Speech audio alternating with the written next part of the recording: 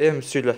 Аяз ата. Аяз ата. Айт. Аяз ата, маған робот машина алып келің. Жазып қойдым, баратақ алып қойым. Дүкана бір нәрсе алып келіп берейін. Мұнан жазып қойдың ба? Аяз ата. Дағым не алып келсін? Білмейм. Енең жүргі ондың. Дағым не алып келсін, айт. Білмейм. Басқа мұнан. Қайыр келесің?